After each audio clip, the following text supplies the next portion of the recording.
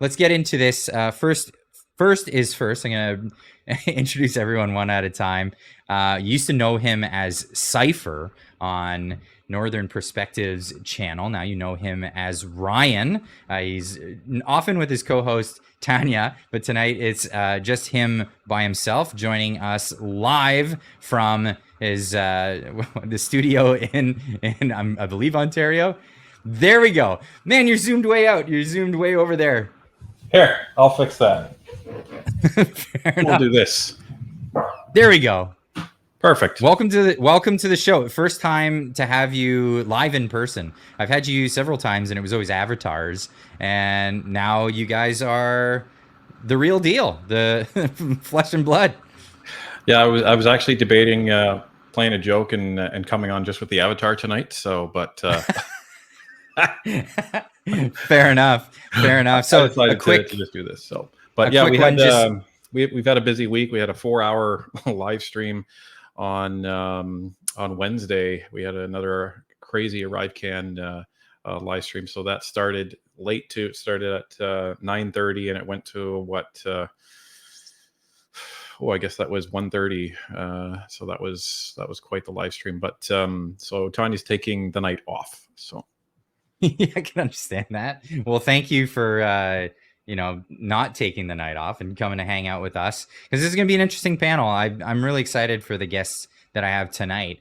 Second guest that I want to introduce tonight, you guys have all seen him before. He's a brand specialist. He knows all about what the Liberal Party's been up to over the past 2 years. He's been really breathing down their neck hard. And yeah, I want to welcome Vesper to the chat. Welcome. Oh, this guy? Yeah, this guy. Oh, your audio is not working, Vesper. Get you fix that real quick. Yeah, no, we're not hearing you. We're seeing you, not hearing you. And while you're getting that going, also from the 222-minute podcast, You've all met him before. We've had him on probably the podcast that I laughed the most at. When you get that pain in the back of your neck that just won't go away from laughing too hard. That's what I got the first time I had this guy on. Welcome back to the show, Twos. Hey, thanks for having me, Clyde. It's good to see you again. And Northern Perspective, or I guess Ryan now. Big fan of your stuff. Vesper, unfamiliar, but I'm looking forward to getting to know you. Assuming that I could. Oh, I can hear you. Can you hear me? Got you here. Okay, good. Got you now. Okay. Surprise! Oh, yeah. Welcome everybody. So yeah, this is something that I've been trying new, just bringing people on to have panel discussions, talk about particular subjects. I like to keep it lighthearted. It's not like an interview. You answer. Anybody jump in whenever when the things come up. I know that you guys all cover different topics, and so we're gonna cover a few things tonight that maybe are outside of your realm that you constantly do. I know Vesper, you're after the Liberals. I mean, that's what you do. It's pretty cut and dry. That's what you've been doing. You've set it out as your number one mission, and when it's done, you're done. And that's crazy. And of course, a lot of we've had this discussion on the channel before. I could link to that, where it was, when do you call it quits? Is it something that you do, or you keep going? But yeah, of course, you're well known for that. Ryan, of course, you're known for digging up crazy stuff that nobody's talking about, stuff that nobody even knows about, and especially procedure and how things go in the government, because we all have questions. So that I caused my own dismissal. Yeah, well, I can't wait to be at liberty to talk about that with you on the channel. But obviously, for those in the chat, we're not going to be answering questions on that one just yet, for obvious reasons. I have questions. I'm looking forward to hearing the full story when it comes out. Yeah, we're looking forward to that day too, and it's coming soon. Well, yeah, that's good. And then, of course, Twos bringing a little bit of humor to everything. Love your commentary, podcaster. I like to think that I actually have some interesting things to say as well, other than just other than just fart jokes about Trudeau. Well, but I mean, if that's all it is tonight, I'm good with that as well. Well, we always need a comic relief. No, you obviously great commentary, and that's why I have you on. It's fantastic. The but boys are back in town. Yeah, the boys are back in town. It's a boys' night. Yeah, it is a boys' night. My boyfriend's back, and you're gonna be in trouble. So the question tonight is, have you guys been talking about this story, and does anyone, because I want to know what everyone has to add to this. This is obviously the story that's coming out of, well, first it's a social media thing, and it's coming out of England at the moment because a lot of stuff is going down in England. But of course, the UK government taking cheater tips from the movie V for Vendetta.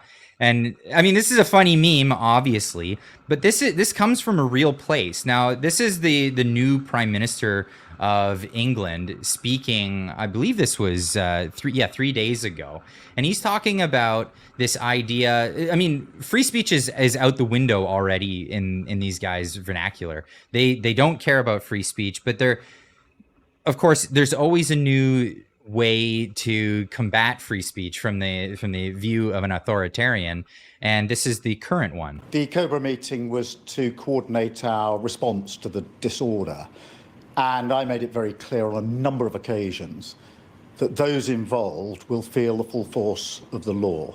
So we coordinated, we went through some of the numbers. Over 400 people now have been arrested, 100 have been charged, some in relation to online activity, and a number of them are already in court. And I'm now expecting substantive sentencing before the end of this week. That should send a very powerful message to anybody involved, either directly or online, that you are likely to be dealt with within a week, and that nobody should be involving themselves in this disorder.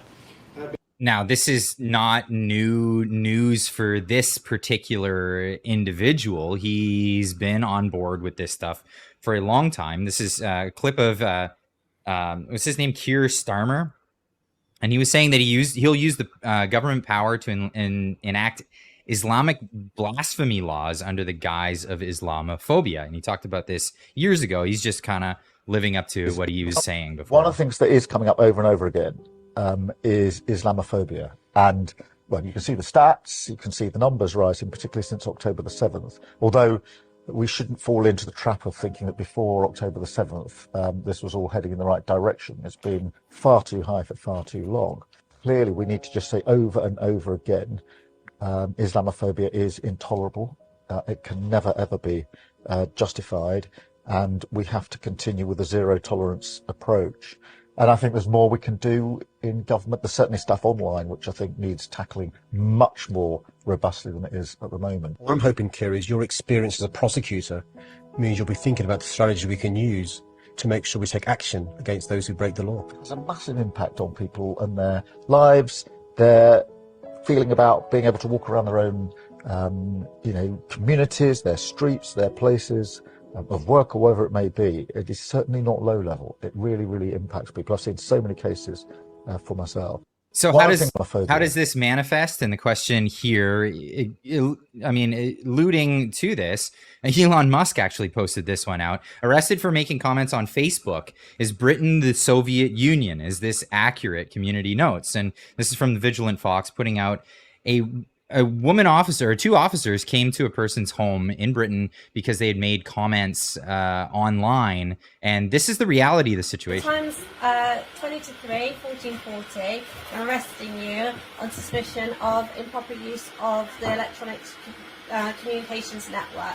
What? 127 communications. That guy does not sound young. It may harm your defense if you mention one question, something which you later are in court.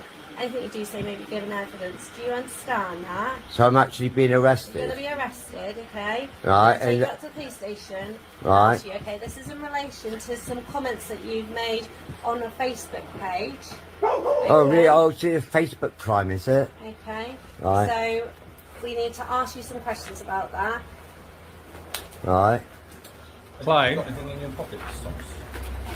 I've got my keys. So this is where they're at in Britain right now. Now, I want to bring this up because this was another scene that we saw during the Freedom Convoy here in Canada, a similar type of scenario. Sorry, since you're at my home, can I just get your name and your badge number, please? I have a card here. Okay. It's Erica Ingram.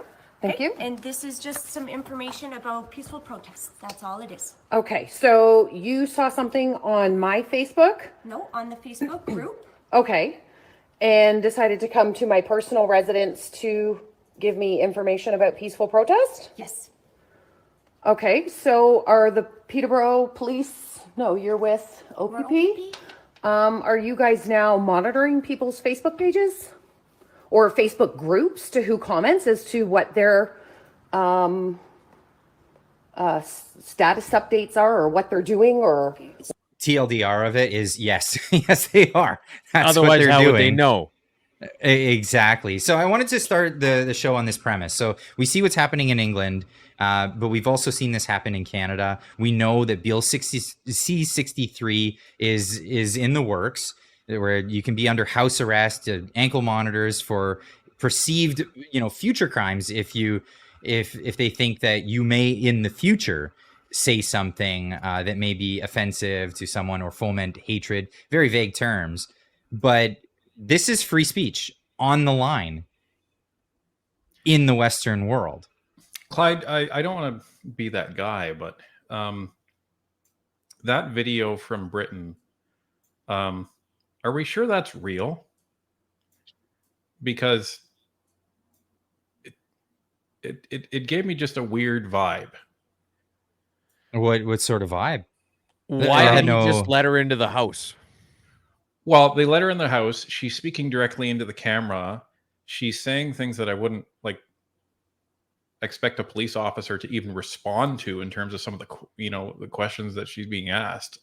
As for Facebook groups being monitored in Canada by municipal police, they don't have the resources to do that. So it's just a plug and search sort of thing. Think about it just like Googling it. You're just going to Google whatever evil word you don't want said, and wherever it pops up on Facebook, that's where you're going to go arrest somebody. Well, but this is where I can actually talk a lot bit more. Like, my whole career has been in information technology. So I'm looking at even that.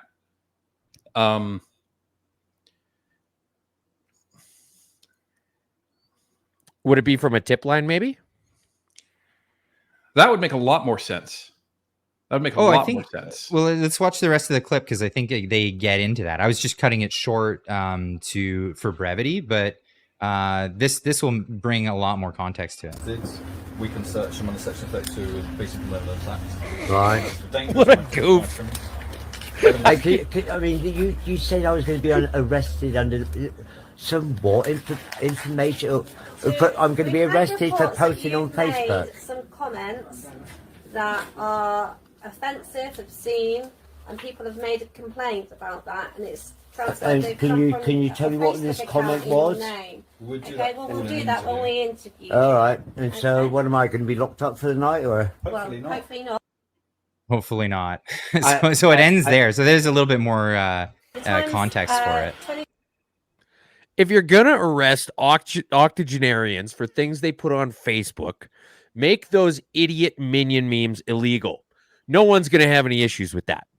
Just ban those entirely. Minion memes? Free speech, except for all of those annoying minion memes. Well, you can and run here's that. The other thing is, admittedly, I haven't been following this, so right. We're so focused on the Canadian federal government.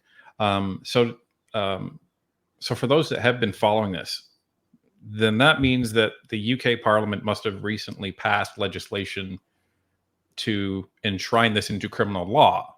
Is that what we're saying happened? Actually, I went through the law that was posited, and it's actually been in the background.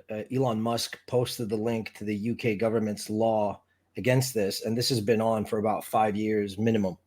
It was coming back and forth into their House of Commons about freedom of expression and how that can be used to incite violence and yada, yada, yada. But it is a legitimate law, and it's not just passed. It's been there for almost 5 years. It's just been going used through in amendments. different applications or just not used? Exactly. No, it's either No, or. Either or. Yeah. Okay. Yeah. I mean, look, there's something that we need to drop in, but I'm going to let the others speak about this because it is something that I read once, and the person that they claim stated this is somebody that I worry because it's the concept of problem, reaction, solution. Do you guys know this? Yeah. It sounds vaguely familiar, but pretend I'll let Ryan explain it later. But Ryan, I looked at the video. I checked the sources on it. It was a legit video. The reason they're looking at the camera is because the guy's holding it like right under his chin. So as they're looking at him, they're looking at the camera. And so that's why there's this first person communication with the phone, but it is legitimate. And again, it's disturbing, but again, we don't really know what he posted. A lot of people don't know what this person posted, right? If it was like very racist or whatever, you could imagine that even though they're doing it wrong now, like that's the whole thing is now you're going to censor what I want to say. That's the real issue here, but we don't know what he said. And could it have been used within the context of the riots that were occurring to create it's like throwing more fuel to the fire.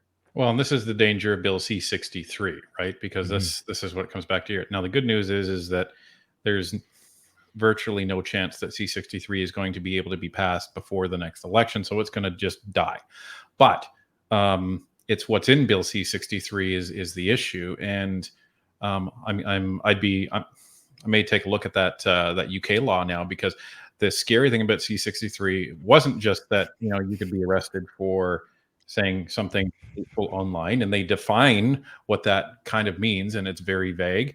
Not that you could be put away for life for that. Is that there was no statute of limitations on when you said something. So you could have said something back in university on Facebook, and then someone now decides that's hateful, and off you go. Well, I wonder if they would arrest Trudeau for his blackface stuff too, since we're not using limitations. That would have been bad. I almost want to see it passed just so that I could call the tip line and be like, I know where a real racist dude's hanging out. And he's done it at least 3 times that he can remember. He's got that he can remember. He's not at work today. But I think he's in Tofino. Oh, and that he touched someone inappropriately. And he grabbed his. It wasn't his raging misogynist. Yeah. So I want to kick in the boob in the workplace. So I want to expound on a point that Vesper made. That you looked it up, and it's a 5-year-old law, and this kind of answers the question, Ryan, that you had. This article here. So Labor warned, this is from the Telegraph, Labor warned over attempt to redefine or define Islamophobia. So it hadn't been currently defined in law. So this is where, and this is where it's at. Labor is considering adopting a controversial definition of Islamophobia, despite warnings that it could harm free speech. And essentially, I think this answers your question, is that it was already in law. And this is the dangers. This is what people have been warning about Bill C-63 or any law like Bill C-63, because you never know with a new government, they'll come up with just a copy paste version of it. Or, they'll take this or that out of it, make it sound good, tell you it's all about saving the kids. And then you get that bill. But vagueness in law is what opens the door for this kind of thing. We're down the road. All they have to do is make some new definition, and it changes the course of what you're allowed to do, and not what you have the right to do, because that's not what's assumed anymore. It's what you're allowed to do. But you remember we covered something like that in the law when we were talking about that whole abortion thing. We did a video together about how infanticide was so vague that it could. They had to bring it into the 21st century so that it would make sense. But even the law itself, you remember that law about infanticide, how the whole thing didn't make sense and how we set a context to it. The reason is because the government could never arrest anyone for this. And so now they have to redefine things so that they could make it work the way they want it, which is part of this problem, reaction, solution. People should really look this up. This is how governments have worked I'd say forever, but more prominently in the last 2-3 years, where they'll create the problem, offer a reaction, and then offer their solution. Well, and the other big problem, and virtually everyone in the IT space has been saying this for about 10 years, at least 20 years, is that the laws that are in place, and I think this is everywhere, but we were talking about Canada, they hadn't caught up with the technology 20 years ago.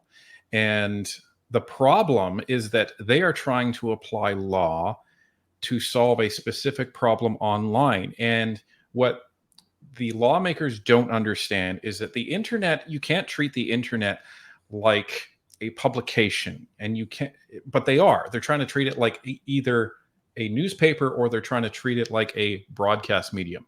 And what they don't understand is you have to treat the internet like the world, because it is literally everything, but it's just virtualized.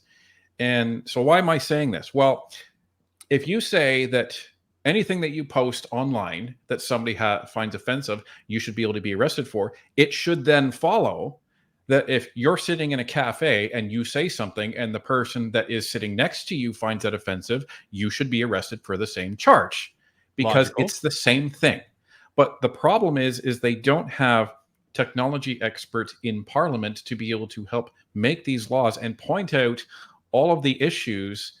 To your point, Clyde, they will make a law for one specific scenario, but they don't seem to understand how the internet works at large, and they don't seem to understand that interpretation of that one scenario can then be mutilated to the nth degree for all of these other scenarios that are infinite in counting, because the internet is always evolving. So it is a dangerous path to go on, where you're trying to have a different set of rules for the internet from the real world. Is there a possibility that it's designed poorly on purpose? So I would say that's a strong possibility. And it would follow that the governing power could say, I am going to define that anything that is positive towards the conservative movement is deemed hateful and offensive. Therefore, anything that is then posted online, positive for the Conservative Party or the Conservative platform, you could then arrest people, or vice versa.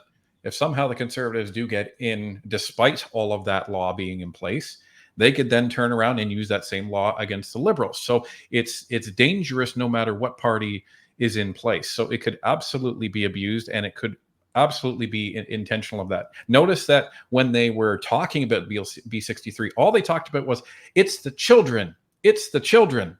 Mm-hmm. They didn't talk about the life sentences and all of these other pieces, and the fact that they're actually removing the court system out of a lot of this in terms of the decision-making on who actually committed the offense. So it's a judge, jury, and executioner model that they've actually authored into Bill C-63. Yeah, it's like Judge Dredd. I was going to ask you on that. Who then becomes the arbiter of what is offensive? So it's a new digital agency that they plan to set up. And basically what would happen is someone makes a report, say, to Facebook, that Clyde's posted something that I find, completely offensive and reprehensible. So then that would be sent to this digital agency. Someone would be empowered to review that and say, yes, absolutely. And then Facebook then has 24 hours to take that down. And if not, they have to pay a high fine. And then the person also decides, is this charge worthy of life in prison? Yeah. And the interesting thing is, my understanding is that these are just bureaucrats, right? And no offense to anybody on this panel who may have worked for the government at some point in their lives, but I don't have a lot of faith at all in our public sector. I'd like to put something to add to what Ryan was talking about, and it's something very important that I think people should never miss. It's to contextualize whatever it is that we watch. If we take whatever was happening in the UK, I mean, we're talking about an escalation to the point where words were being thrown around like civil war from mainstream media pundits everywhere. the Tim person Pool's been saying it for no, 10 years. I know, but many Elon Musk just tweeted civil war about it the other day. Pierce Morgan, all these like UK people are talking about, are we descending into a civil war? So these are target words in marketing, and they're not there by accident. These are words that are just dropped for a lot of sensationalism. And what happens is that it inflames. So I'm going to disagree with Ryan on one thing. The laws of the internet versus the laws of the real world in terms of virality. See, I wouldn't have a job in marketing or anything like that if I could just go around the world and communicate what it is that I want to communicate. I'd have to go to large bodies of people one at a time. But through the internet and the advent of social media, I can make things go viral like that. And that's where the danger is between the real world, and why I could understand why they think laws for the internet need to be protected, because virality is the thing that is distinct from the real world. So unless you have a master megaphone that can speak to everybody, like hundreds of thousands of people at once, it's I think that's the distinction that I would say. Well, I see what you're saying there, but that it doesn't make the law you right. have to get back to I'm just saying that's the difference. No, I agree, but you have to get back to the core of the law, and this is where I think countries have lost their way. For a long time, this spirit of individual laws was very, very good. They were to protect people from injustice going on. And when you're talking about, saying something like Islamophobic, or and then that goes viral. Okay, I don't want people pooping on beaches. Well, went viral, super viral recently. You're a poopist. You're a poopist. You're say that. You're a poop phobic. There you go. I'm absolutely other people's poop phobic. 100% correct. So when you're talking about something like that, I would. I'm not a lawyer. I would evaluate it like this: is that something that is realistically, according to the criminal code in the real world, is that hateful? Is that misinformation? Or is that anything that's going to match a law? And I would say, no, it is not. Now, it could be inaccurate. And if we're going to talk about inaccurate information, then arrest everybody who believes in flat earth, because it's the same thing. So, but you can't do that. Arrest everybody who believes in affordable housing. Yes. Oh my God, that's funny. Okay. That's misinformation. That's misinformation. I have a clip of Elon Musk and his opinion about this when he was speaking with Don Lemon. Affordable housing? No, not affordable housing. That doesn't exist. That just doesn't exist. It's not in Canada anyway. But let's pop this clip up, because this is a good one. Censorship is what you're saying. No, I don't love censorship. Then why are you asking? I believe in moderation. Moderation is a propaganda word for censorship. Look, if something's illegal, we're going to take it down. If it's not illegal, then we're putting our thumb on the scale and we're being censors. You're putting your thumb on the scale for moderating hate speech. I mean, you don't put out child pornography. That's not... It's illegal. Some people would say that's considered censorship. I'm just saying. I literally said, if something is legal, okay, we will obviously remove it. Okay. But if it is not legal, if the laws in this country are put forward by the citizens, we're a democracy, if those laws are put in place by the people, we adhere to those laws. Okay, I agree. To the laws of others. If you go beyond the law, you're actually going beyond the will of the people. What you're suggesting is censorship that goes beyond the law. And what I'm saying is that we, I guess, have a disagreement, because I do not believe in censorship that goes beyond the law, and you do. We have a difference of opinion in that regard. So you don't consider that hate speech? I guess you're not understanding what I'm saying. We don't agree on this. Yes, you want censorship and I don't. No, I don't want censorship. Yes, you do. No, I want responsibility. You desperately want pause censorship. that for a second? No, if I want to censorship, right at the end. You can taste it. No, that's not true. It's not true. So, and I'm against censorship. I'm in favor of freedom of speech. Yeah. And freedom of speech only is relevant when people you don't like say things you don't like. Otherwise, it has no meaning. That's the crux of it. When people are saying things that you don't like, that's when you defend it, and that it sucks that that's the reality of the situation. What'd you have to add there? The action words, things like censorship, responsible, all these words. So on one side, Elon is literally stripping all these words for what they really are, right? Mhm. You're calling them these words. I can use synonyms too, right? And I can use metaphoric symbolism in my words if I want to. We do it all the time in marketing and in advertising to coerce people or make them think we're really there to give them this or this. We have to use softer words and so on and so forth. And this is all part of this whole wokeness about people's feelings constantly. So when he's literally speaking English to Don Lemon, and Don Lemon is hearing, when he hears censorship, he hears responsible. I don't want censorship. I want responsible.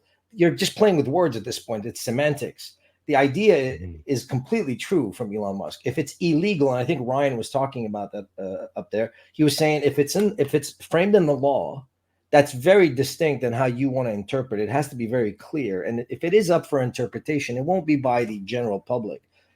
On X, you see a whole lot of stuff sometimes. You see some overt racism. Sometimes you'll see Islamophobia. You'll see anti-Semitic language. You'll see all these things. It is their duty to protect to some degree and make this space so that people could not feel constantly attacked, right? But if you're going to start telling people what to think and how they should think and how you're going to criminalize what they think, well, you're no longer really allowing people to express what they want to say. You're trying to police what you think the narrative needs to be in conversation. And that's where I think the danger is. I think that's a really good point. And if I may, real quick, you actually highlighted an example in there.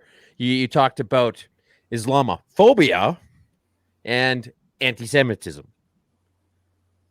It's the exact same thing. It's that's it right there. Yeah, there's two different things. And I think, when we boil all of this down, when it comes to everything talking about the regulation of the internet and what we say online, it boils down to two words that people love to use, and it's hate speech. So here's the thing. What is hate speech? It's criticism that you don't like. That's what that is. Hold on. Are you asking what we think hate speech means, or what is the actual definition of hate speech? Hate speech defined by governments that have used hate speech globally, from what I remember, is any particular group offending any other particular group for any differentiation, whether they be their sexual orientation, their color skin, or whatever. Any words used to incite any kind of offense to that group is considered hate speech. So would it surprise anyone to know that our laws that refer to hatred or hate speech don't define what that is? I wouldn't be surprised. They leave it up for, all right. That's why it's so dangerous, right? And this is why things like them coming in and changing the definition of a word like Islamophobia to be something that maybe it isn't. So the idea here is like we should be able to criticize all religions, all systems of thought, straight up. There was a time where we couldn't argue about Christianity. That was the medieval hate speech. Nobody expects the Spanish Inquisition. Well, so here's a perfect example of this. I absolutely love this movie. It was a movie called Life of Brian by the Monty Python. Well, yeah. Okay. Well, we're on the same page.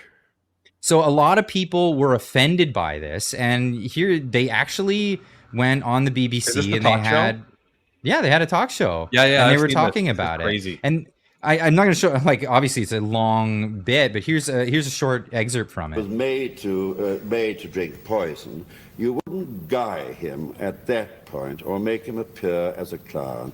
And what I say, and I'm afraid you won't alter my conviction, John, over this, is that this most what is to a Christian most sacred moment of the whole Jesus experience, namely his death, that at that most sacred moment he was guyed and made to look as a clown.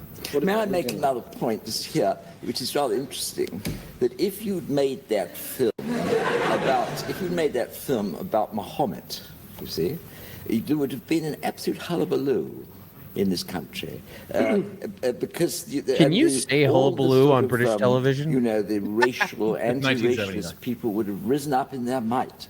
The same people who would approve of this and would have said this is quite disgraceful. And behind people's minds would be the thought of maybe they might lose a bit of oil, you know, by doing it. But you see the difference. You're right, Malcolm. I mean, 400 years ago, we would have been burnt for this film.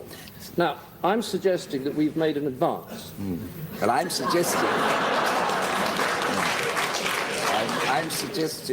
that compared with other presentations of this great event, the incarnation, you have not made an advance, and that anybody in the future who might dredge up this miserable little film, and it's quite possible they might as a piece of social history, they would certainly not wish to relate it to the thing, say, Chartres Cathedral, which is built to the glory of Christ. Not a funny building. They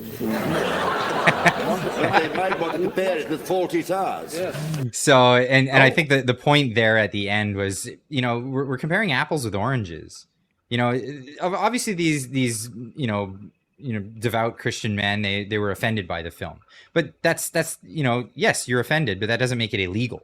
It doesn't make it an illegal act to make that movie. And he compares it to a cathedral, and he's like, yeah, it wasn't a very funny cathedral, right? It wasn't a very funny building, because the movie was meant to be funny, and it wasn't meant to be blasphemous. It was meant to be like an you know, another story that was happening at the same time as the story of Jesus. So, well, that's the whole thing. And this is the problem. These people that they see, oh, you're talking about it. These people have not seen the movie. You can tell. Because they said you're making fun of that, and because in that interview, John Cleese actually he explains, he says we're actually not making fun of Jesus. We're actually creating a scenario where the three wise men may mistake somebody else for being Jesus. That's the funny part, and we're actually not, you know, saying Jesus is any, you know, we're not touching that. So it's actually really interesting when you listen to these people make the critique, and they have no idea of what the crux of the writing is. And you can see John Cleese being John Cleese, sitting there just looking at him like, how can I get out of here? Like this is just ridiculous. But he listens so intently and is very respectful, and is able to make the fool of them just by pointing out in a very respectful way all the silly things that they're saying. But well, hold on. I'm going to push back on that, because I'm a Christian, and everyone that knows that about me, it's not silly what they're saying. And I've watched the movie, but that's not the point here. They're being silly because they're not understanding what the movie was even referring to. I know. Allow me to finish. John Cleese and many like him are militant atheists. I have nothing against them. That's how it should be. But for me to step into your domain, for instance, right now, if I were to go into schools and propagate what I believe, just like how an atheist would propagate what they want to believe, which is more likely like humanism, it's okay. Everyone is not supposed to push on everybody else. And that's what I think has happened, is that we've noticed, like even Elon had made I forget where it was, but he made a picture where I used to be in the center, but they moved so far left, it makes me look like I'm center. Yeah, he hasn't budged. He's always been in the same place. Right. Yeah. So the problem is that there are double standards in, I think, Western and European countries right now, where, and I'm not going into the religious debate here, this is just the idea of communication. If you want to be an atheist, be an atheist. I'm not going to criticize you for what you believe publicly. The problem, and let's keep this the main thing, is what are governments doing jumping on this bandwagon to police this? That's not your business. Yeah. And again, it comes I didn't mean to turn this into a religious debate, because at the end of the day, it's really the question at hand is what's offensive, what constitutes being offensive, and why is that illegal? Should that even be illegal? Question that is the most important one of all is who defines what's offensive? Bam.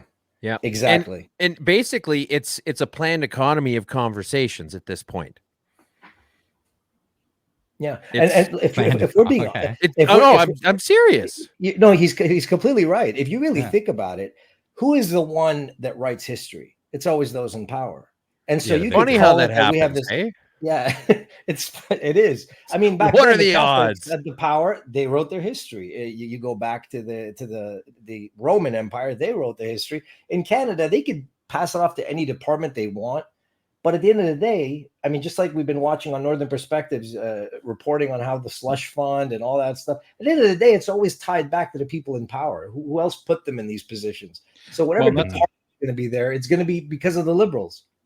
And that's the thing. And the only way they could do it, and it still wouldn't work, by the way, but the only way that they could do it is if the government created a independent body that as soon as it's created, they no longer really have any governance over. And that would be made up of a specified demographic of people across like so many demographics, it wouldn't even be funny. And then they get to decide collectively what is hate speech. But that still wouldn't work because people are the problem when you're trying to make any rules whatsoever. I want to scream this out. How is it that laws for citizens are constantly the focus of this government and the last government also? And we practically hear no laws being created for parliamentarians. I've been screaming this now for about 3 months. Yeah. We're not seeing laws created for parliamentarians. Why would they? It's not in their best interest. This is the Swiss economics, right? Is that if you want to predict what a politician's going to do, you look at what's in their best interest. Canada was formed in 1870 or 1867, and I think it was 1872 was when they all voted unanimously to start taking the summers off. And now that's been going on ever since. Isn't it so funny that they voted, and the vote on whether or not they should take the summers off, they all said yes. Yeah, and it's crazy, right? If you really think about the irony, all of us on X, all of us on YouTube, all of us on Facebook, nobody is paying attention to the real problem here. All the laws are being created for citizens, not for the people in power. That's a really good point. Like, well, where's this is why I want to hear paying very close attention to Pierre Poilievre's conservatives when they form government, because Pierre has said in the past, I will create anti-corruption laws. Okay, what are they? And how are they going to be, enacted? Michael Barrett and Garnet Jennis have stated repeatedly that they're frustrated that the people that are found guilty, like Annette Verschuren, she gave her own company $200,000. She's found guilty of 2 ethics violations, and the penalty for that is public embarrassment. That's it. That's the only didn't penalty. She get fined $200 as well? I'll take public embarrassment for 200,000, Alex. Wait, what did you say? Well, so that was the $217,000, right? Correct. Yeah. Okay. She would have been fined $200 under the Conflict of Interest Act. Am I right? Or is that only the specific part of it that applies to parliamentarians? According to the ethics commissioner, there's no monetary penalty for her. Okay. He called it exposure. He called it exposure. And what we talked about is, 100 years ago, that was a big deal. It really, really was. It was a huge deal because you would be embarrassed. People wouldn't do business with you. It was basically cancel culture if you were convicted of an ethics violation back then. Today, is that maybe just what they told them when they wanted to pass the law that way? Yeah, I mean, we would be so embarrassed. We would be so embarrassed if we were convicted. We wouldn't be able to handle it. We're going to make this rule that's going to be absolutely heinous, and we're going to be so ashamed of ourselves. Nobody in town if we would steal talk all to the money. you. You wouldn't be able to do business with anyone. Going to church, everybody would shun you. Like you wouldn't be able to do it. It's in the name. And you're like, oh heavens, and fanning yourself off with dollar bills. Exactly. Exactly. I mean, Clyde, think about it. It's still in the name. The right honorable. Right. The Right, idea is right. that we worked under this system of a handshake and honor. Well, that was thrown out the window 5 years ago by the liberals, or maybe longer. That got thrown out about 1866. Okay, fine. I'll agree with you on that. What I'm saying is nobody's paying attention anymore. Like, we're all worried that they're coming after us. And Pierre's talking all this talk about taxes and how, dude, the first thing you need to do is go back in and change those laws to make sure that not just you, everyone with you and everyone after you is going to be held to the same level of scrutiny and account and penalty that the citizens will be. Because right now, your ethics violation of Mr. Boissonneau, okay, is basically going to cost you what?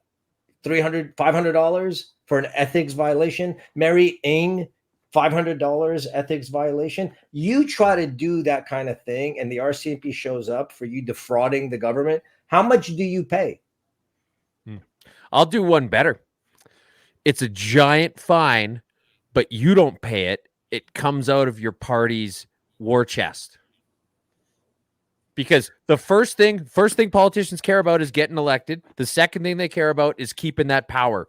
You want to hit them where it hurts. The only place that's exposed, the only chink in their armor. And if I said that in England, would I be erased or arrested? Yeah, you're good. You're good. But you make it an egregious fine payable by the party war chest, and that would stop today. Or how about any ethics violation today in government will be taken out of the NDP war chest?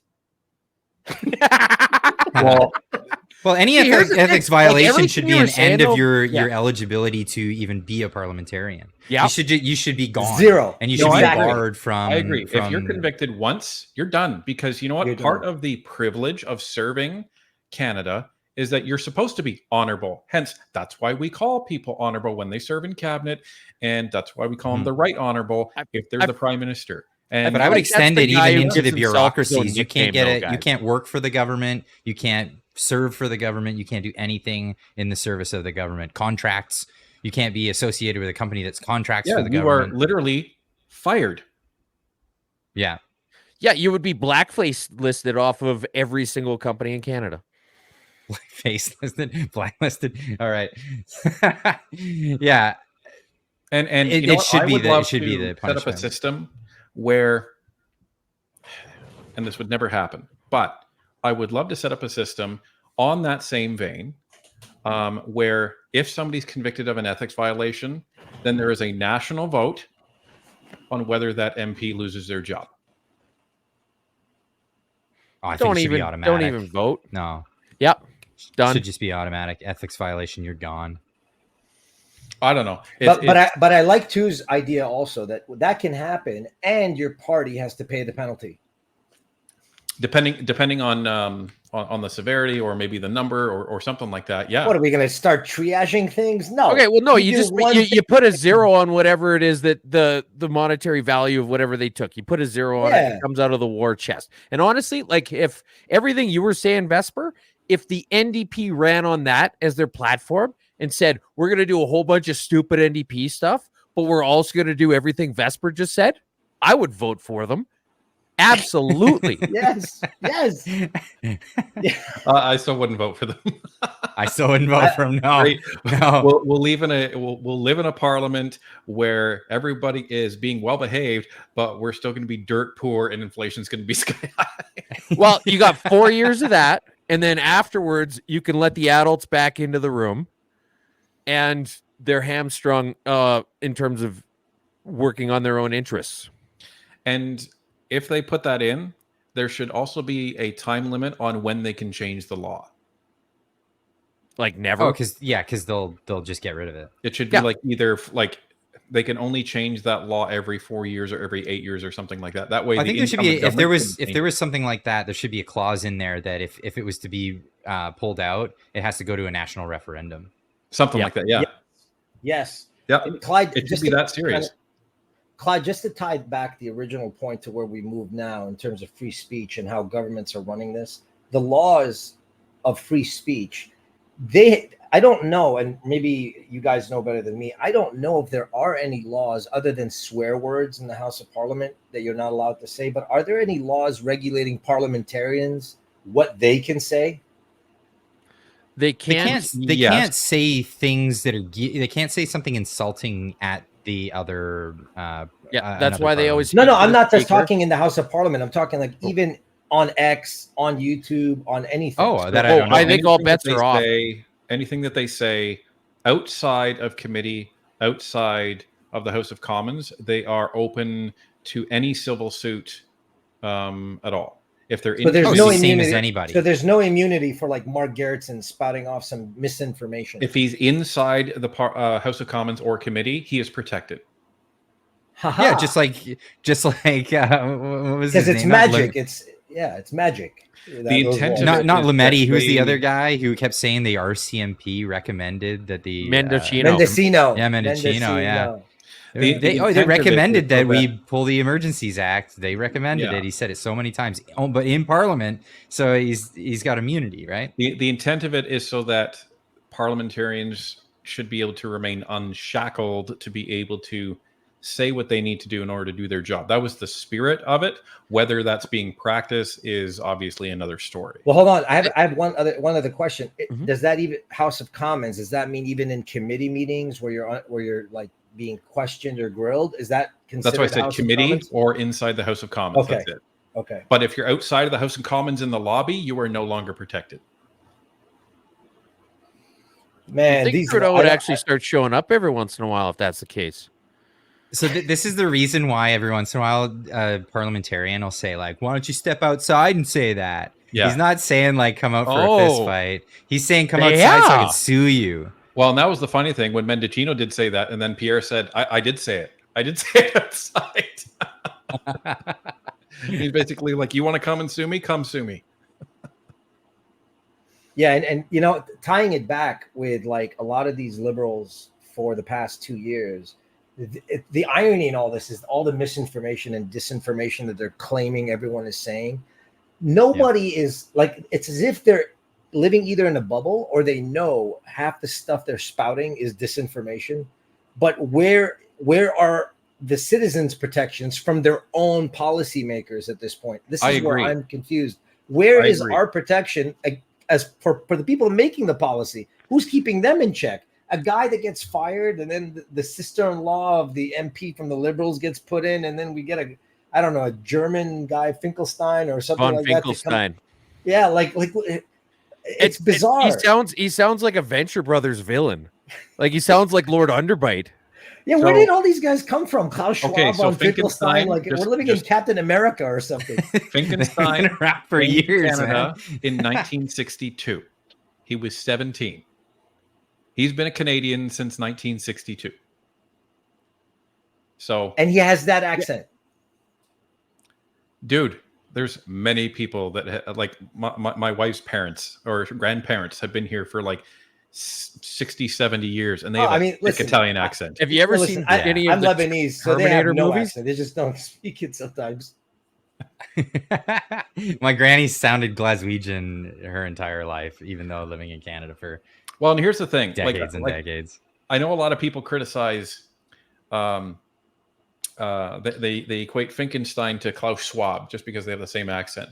So my response to that is, so what if somebody in Germany says, "Okay, so Clyde, you're the same as Justin Trudeau"? He's got a different accent. Like that's the equivalent, right? So yeah. And never mind. Isn't Klaus Swiss? I thought he was German. Well, they always go to Davos, but I think he's I don't know. I could Google it real quick if you guys want to hang on. What matters is that we saw that accent in the Pink Panther, and it was a villain, and that's all that matters. Okay, that's it. Yeah, Inspector Clouseau. He was born in Ravensburg, Germany. There you go. He's German. But again, we have nothing against. See, this is what I think hate speech is to these governments, right? When you single out anyone online and it goes viral, Clyde, and all of you, I don't know if Ryan, you were checking out the riots that were happening. So Andrew Tate dropped some stuff that Piers Morgan called him out on, and he started like this whole thing that somebody came into the UK who was a migrant, yada, yada, yada, and he murdered these people, and riots just blew up. And it turned out that was not true. It wasn't true at all. Was that the charge where the Romanian police arrested him? Yeah, he can't. He's free now, and we don't know his situation. But the point I know is, he was on house arrest. Clyde, can you talk about that? Just about that whole thing that spurred this whole thing on, so we can add some context. So I don't know all the details, but I do know what I do know is, I mean, this kind of thing has been happening from race baiters. Like there are a bunch of race baiters all over the place, and there's race baiters on all sides of the aisle. Yeah. Right. There's left wing and right wing race baiters, but what they'll do is they'll find a story, and because it's a brown guy who's the perpetrator, they say, "Oh, he's a Muslim from migrant or whatever," and then it turns out that's not the case. Like in this particular incident, the guy was born in England. I think he was born in England. Yeah, I'm pretty sure he was. He was like second or third generation, and he was very English and all of that, right? Well, it's like that. Did you guys see the video that was going around about the guy with the Indian accent saying, you know, we're going to work in the Tim Hortons and we're coming for your wives and all that?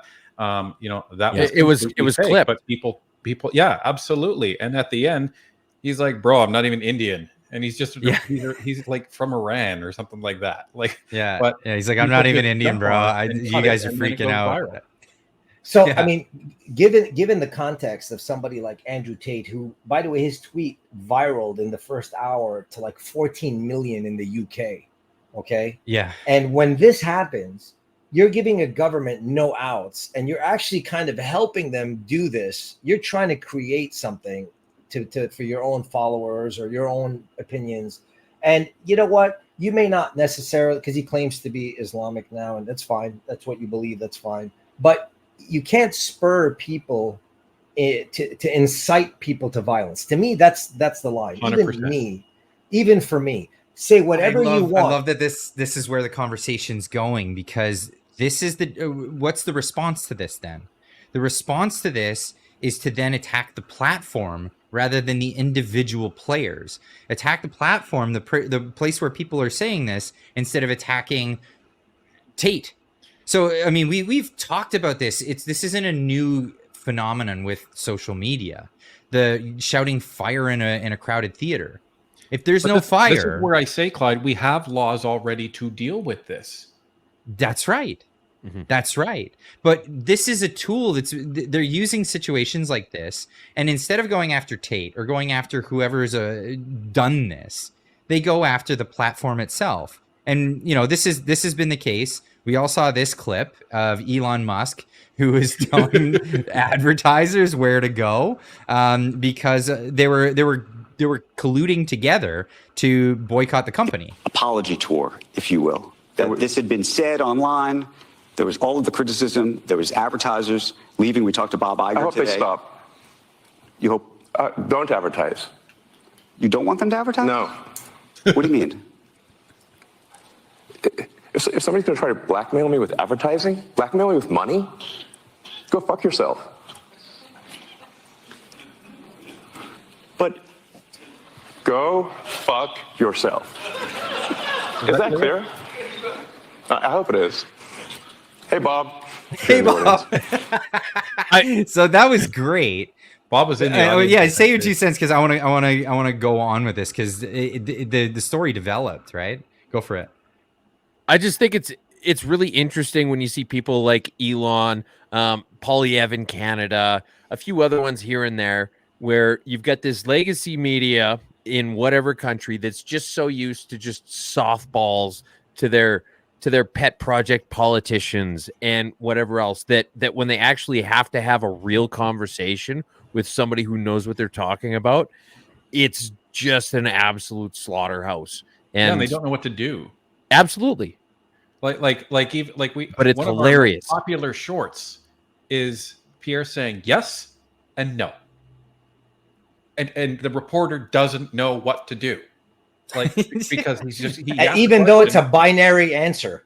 Yeah. You had a politician giving a binary answer. You literally had a decade where every time a conservative was in front of a microphone, they would back the hell off every time they thought that they were going to be in danger of being called racist. And so all a media person had to do was just start pushing in that general direction, and then the conservative politician would just backtrack. And then Polyev's the first guy in like 10 years who said, well, no, actually, I'm going to answer that question, and I'm going to do it thoroughly in a way that leaves no room for misinterpretation. And they have no idea how to handle it. Well, I mean, and it's because they got stupid and lazy in a decade. Well, I was about to say too, is did you notice that the conservatives. See, that was what spurred me on X in the first place, and Clyde knows this, and so does Ryan. But they were so like I don't know what's the word for it. They were so awkward, conservatives, in the way that they fought this match with these dirty boxers. So the liberals engage in dirty boxing, you know, shaming, yada yada yada yada yada, and the conservatives, because they, you know, they have conservative values, they can't act as dirty as the liberals. But that's what prompted me to join X in the first place, to like, you know, to in the political way, because the conservatives really just, they've changed since Paul, but they sucked. We had O'Toole, who was literally a tool, who never defended anything and was just, I'll just swallow whatever you throw at me. I'm a nice guy. I'm a nice guy. And he was 100 times better than Scheer, who was basically just salted mayonnaise. Yeah. Well, I think the issue you had with Scheer and O'Toole is their strategy was, well, people think we're too far right. Canadian culture, they mistakenly believe this, has moved far to the left, so we have to follow that as a party. They completely mistook the entire political landscape. What they didn't seem to understand is that there was a huge percentage of Canadians that were just seething but being silent, and they didn't understand that. And I think after the second round of that strategy, I think that's where the Conservatives finally saw, okay, so obviously that's not working, and we're losing our base that we had originally. We need to kind of reset here. And they were out of they were out of trend. The problem is that it's like not following trends. You're not reading the landscape of a trend. And it's ironic because you would have thought that the liberals under Trudeau and Valaquette, his media consultant that he apparently hired, would understand how to read the landscape. And it seems like they do read the landscape itself was being manipulated. The landscape itself being manipulated causes so many ripples that people can't really judge what's happening. Like, look at what happened during the lead up of Trump winning his election. When he won that election, the polling data was skewed. It was skewed because which election that he won are you talking about? The first one he won. Okay. He'll be winning a third one coming up. But he won the first one. The data was skewed because people were being unresponsive to the polling, and so it was skewing one way. So if people were conservative leaning, they would just say, "Screw off! I don't want to do your poll," or they would lie. That's what they're finding with the polls in Canada, and that's why the Conservatives ended up winning Toronto St. Paul, is because what the polling data is, and the Conservatives have said this, they are being unrepresented in the polls because they're calling during the day. What do Conservatives usually do during the day? Work.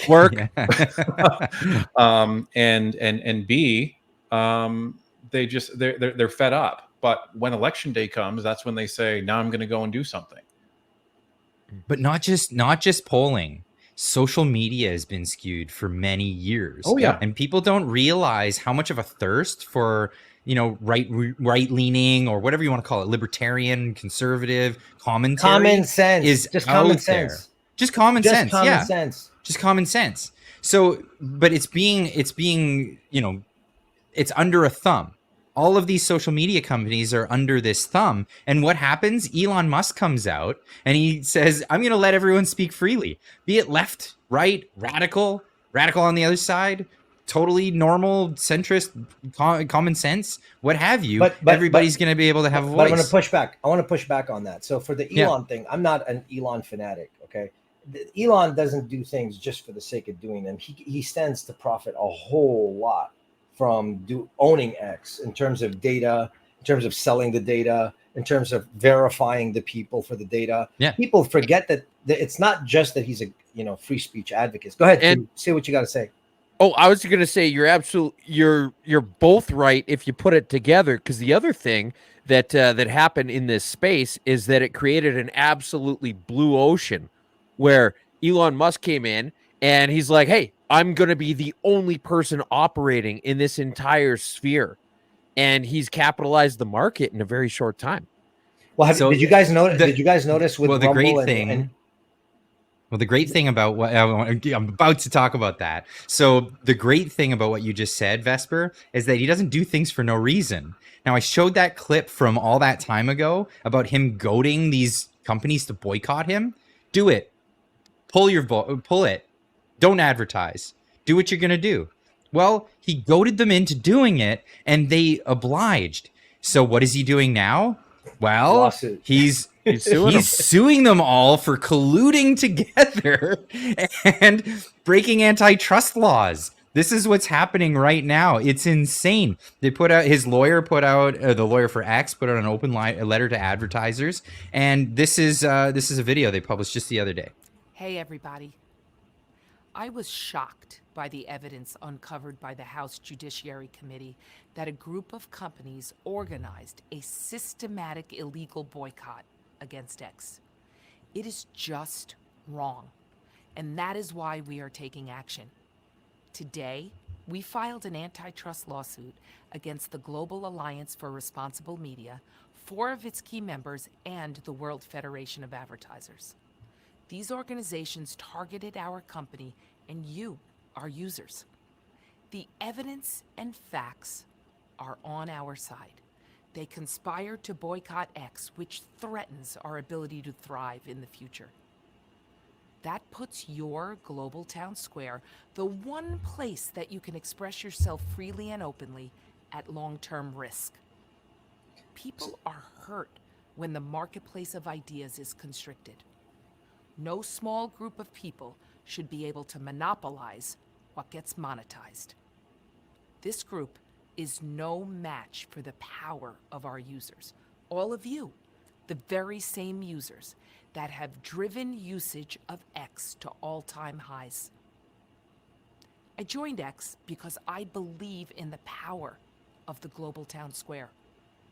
It's users like you, people of all backgrounds and opinions, who make X indispensable.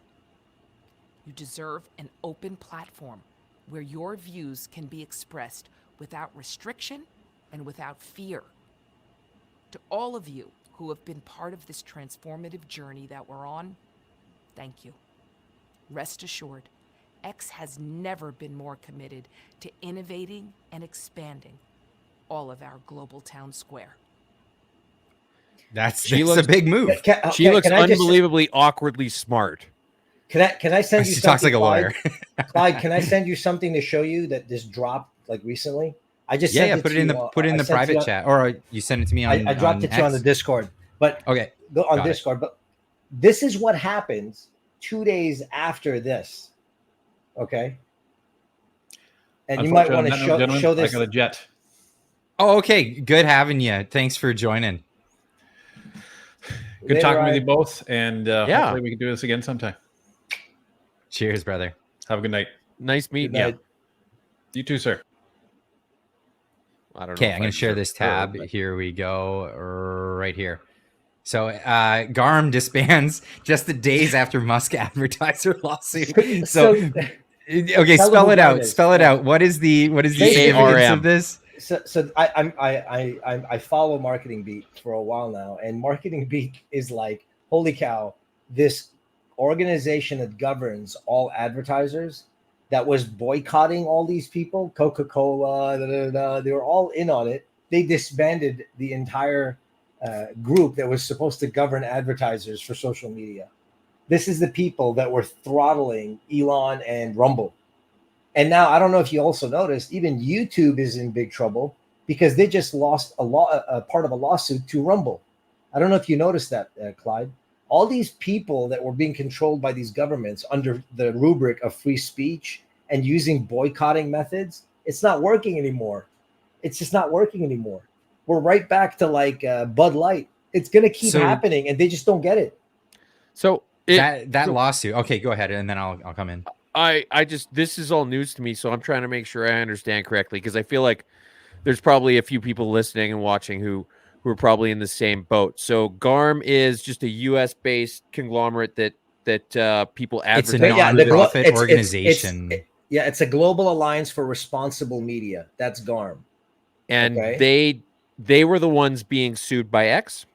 Yes, that's who they were going after, because this is the people organizing the boycotting of X and Rumble. which is Google and like basically Google. So it's and, Google, and Apple, Coca-Cola, all these big, Google, Apple, RAM, and Macintosh, or something like that. Microsoft. But okay, so this is basically like what happened with Boss and all, where all of a sudden all this stuff started popping up, and then he was being faced with like 6 different lawsuits for fraud, and then his company just burned down by arson, and no one knows what happened. This is basically just the equivalent of that, but 2 days after they named the lawsuit. So like there wasn't even any evidence dropped or anything like that. They just said, we're going to sue you, and they're like, and that was it. They just gone.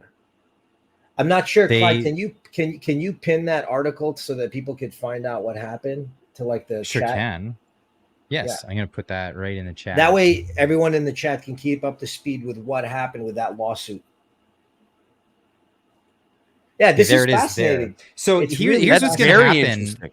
Well, this could turn into like the Twitter files 2.0, because what we're going to find out. So the reason why they tried to take it down is I'm sure they're trying to cover their tracks as much as they can, but that's tampering with evidence right there. A lawsuit's been filed, so if they have to now preserve everything that happened in that organization, and in discovery, who knows what we might find, because the allegation is that they openly came out and supported a antitrust violation in trying to boycott Twitter as a conglomerate, as the entire advertiser space.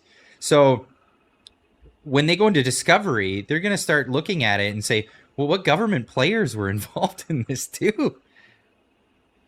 And isn't it funny that free speech for citizens, but then they know they can't go after entities. So the way they do it is they boycott companies through these fictitious kind of organizations.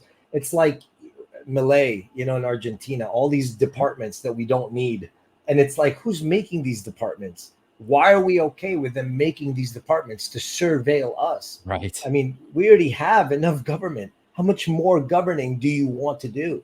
You want to see where I piss also? Like it's ridiculous. It's gotten to that place where they're tracking everything now.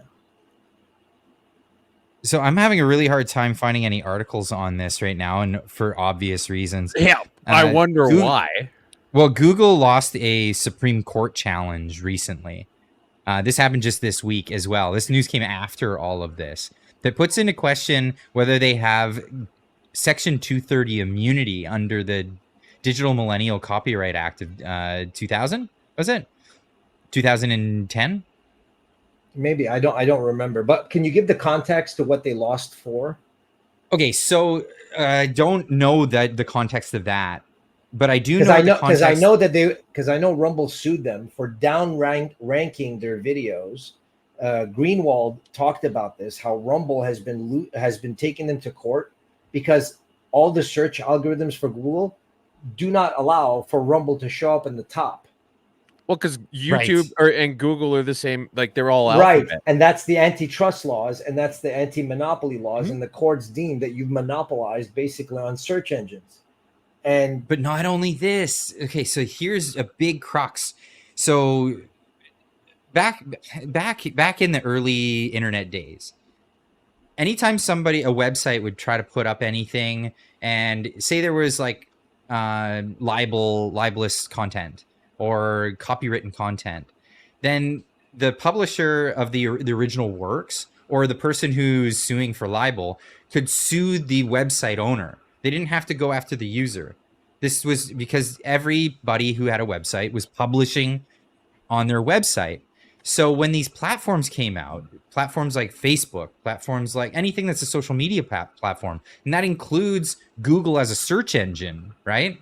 They're just aggregating search results. So what they did was they said, no, this can't be the case. We need to form new legislation. So they put forward an act. It was the Digital Millennial Copyright Act in the United States. And this is what we follow largely for our copyright law in Canada, because we didn't go ahead and make a real act ourselves. So we just sort of follow this. Now, under the Act in Section 230, it grants immunity to platforms for platforms that make available like user-generated content. So if user-generated content is available and the platform wants to make that available to anybody and not get sued for what the content is, they have to make it a platform. It has to become a platform. Now, the difference between a platform and a publisher is whether or not they curate the results of the search, whether or not they curate what will be shown to you when in your feed. And little by little, all of these companies have been changing their feeds. You no longer start with the subscription feed on YouTube. You get a recommended feed that's curated. You get on Google, you search a particular thing, it goes straight to all the things that they want you to see, right? Including people who have paid for you to see those things. Now, when you go to other websites like Rumble, for example, it's hard to get recommended there because they don't have an algorithm that does that. It's just a search. It's rustic. It is rustic, that's for sure. But so this is what this lawsuit called into question, whether or not Google is actually a platform, or are they a publisher? And should they be responsible for every piece of content that's on their website? But can we do something? Can we just tie all this back to how these governments are limiting free speech? This is why this is even happening. It's not just their bottom line. I think a lot of people think it's just business. What has been exposed, and I'm sure both of you would agree in the last few years, is just how much government's hands are in these proverbial cookie jars. It looks like business, it looks like antitrust, but it's actually 3-letter organizations that are running the show behind the scenes for all of these players, and they need a narrative. That's why, for example, there's the notes now under every video. This is why throughout the pandemic, you couldn't say this, but you could say that. When did they suddenly develop this conscience to do this? Oh, it's so convenient. Now we're going to do it in the pandemic. That's when we're going to start putting notes under every video, and for climate change, for everything. And I wanted to share something with you, just to tie this back to freedom of speech and why all this stuff is tied together. There was an article from Michael Geist, and I dropped this for you, Clyde, and I'm going to drop this for you too. I'll be following you, by the way, if you're on X, and I'll be messaging you. I've been quite impressed with everything you've been saying, and I looked you up real quick. We actually do follow each other already. Amazing. So I'm going to drop that. Isn't that funny how X works? Dude, because you could ask Clyde. I don't even pay attention to this stuff. I'm sorry, man. I'm not there. It's all good. It's all good. I was the one who jumped out right in front and said I wasn't familiar with you, despite the fact that... Yeah. So, I mean, look, this is what I wanted you to see, and I'm going to send you the link, and Clyde can send the link. It doesn't matter. But, I mean, look at this. This is it. So I had made a post where I said to all of you who think it's algorithm, do you remember back in the day, Clyde, we were always checking, are we shadow banned? Are we this banned or whatever? And then you end up finding out that look at the proof that Michael Geist found that shows that the government of Canada is literally, before Elon, talking to Twitter and telling them to take down posts because they have this whole department, the liberals, that they were doing this throughout the whole pandemic, and they would get hundreds of thousands a year of these demands to remove tweets, censor, block, delete, remove people. And Michael Geist uncovered all of this. So how can we not be worried about free speech? Well, I mean, they can't overtly arrest you then. This is what they're trying to go for. But as Ryan so succinctly said, it's going to die on the floor. No one's going to accept this. Had the liberals done this at the height of their popularity, they might have gotten away with it. But the fact that they're hobbling along and there's all these kinds of links that people can gain access to now, maybe I don't know if you want to look through it, but it's really important that people see that it's not algorithms. It's not you're being stifled. It's the government is also actively working to block and censor people that say things they don't want. And particular individuals, and they named people by name. They Am I on there? User. I don't know. That's how I'm gonna know I've really made it. Yeah, I want to get to the point. I want to get to the point where they talk about something I said in the House of Commons or something like that. That's just personal goal.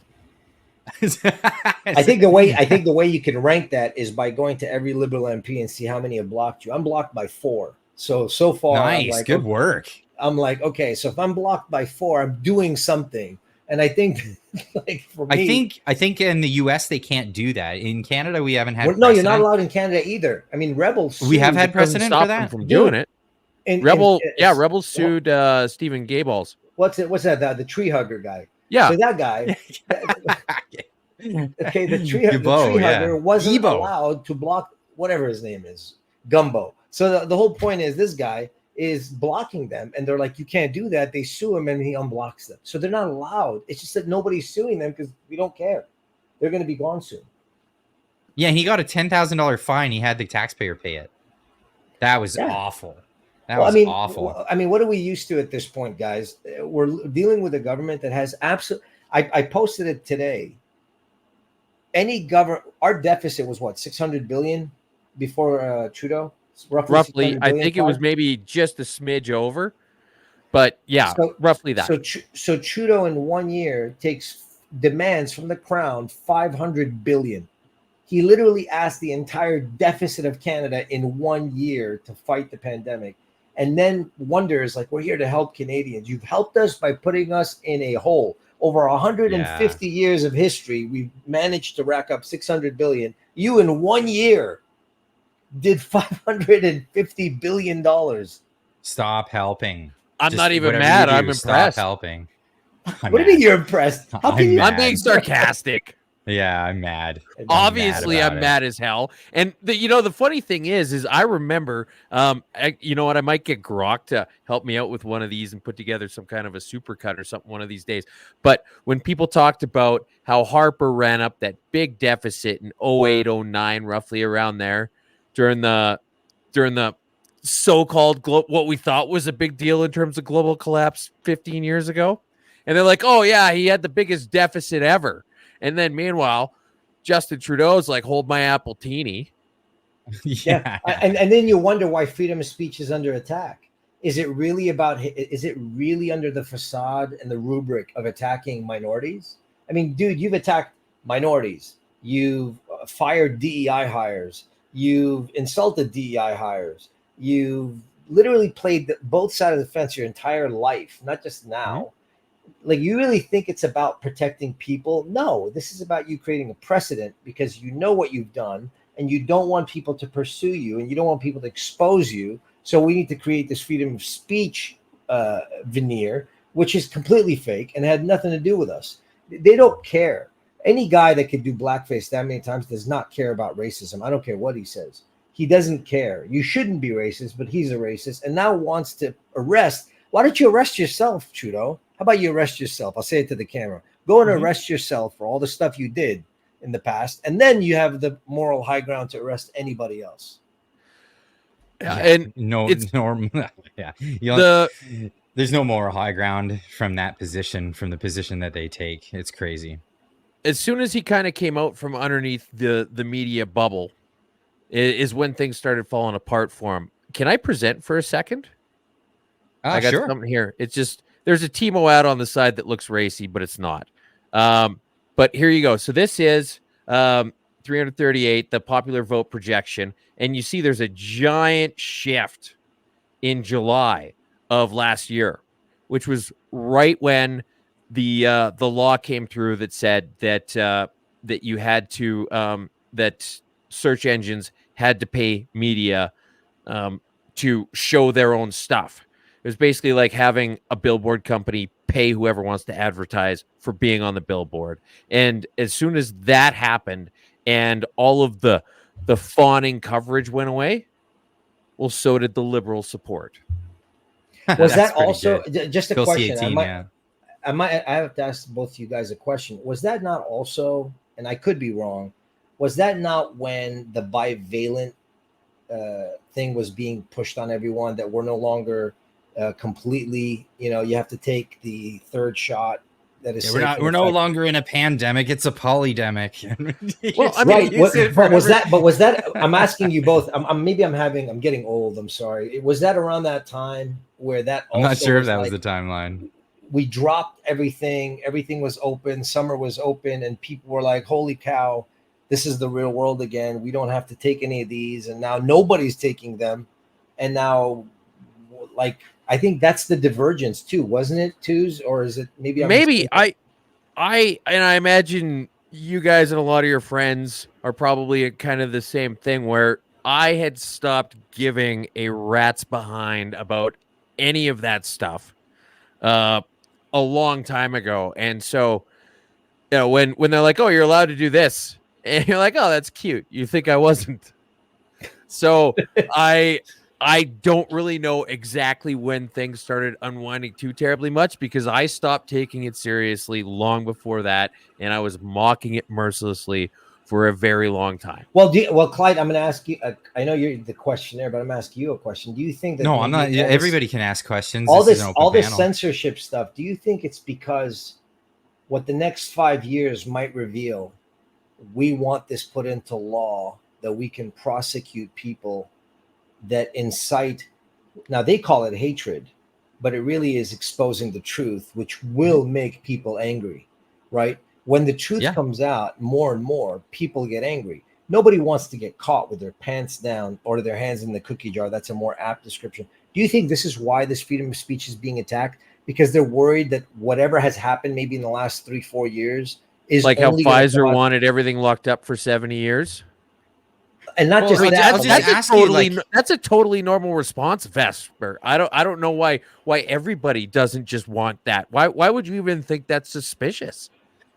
So I mean, I'll answer the question with another question. It's like, at what point in history has an authoritarian regime ever wanted to encourage the dissemination of information amongst their population? But are we really authority? See, I'm ripped by that. I know. Perhaps we're not entirely an authoritarian regime at the moment. Well, what would you call it? That's what I'm wondering. Well, we have all the indicators of a regime that is usurping the power to become an authoritarian regime. Well, I mean, here's the thing. You look at it and you can tell from a long ways off that it's authoritarian.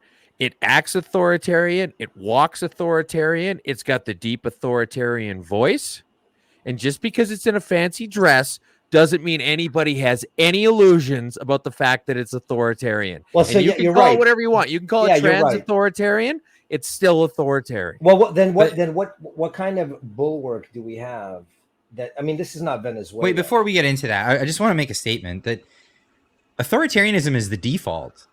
The human race's default. The idea of freedom is a novel concept. It's been around for 300 some odd years.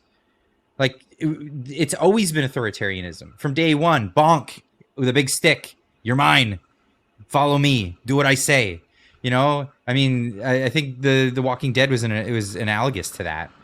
You know, with the bonk with a big stick. But like, this is the default of humanity. What we've done is we've built a system of governance, a way of self-organizing that allows people to have, you know, determination in their own futures and self-determination. Yeah.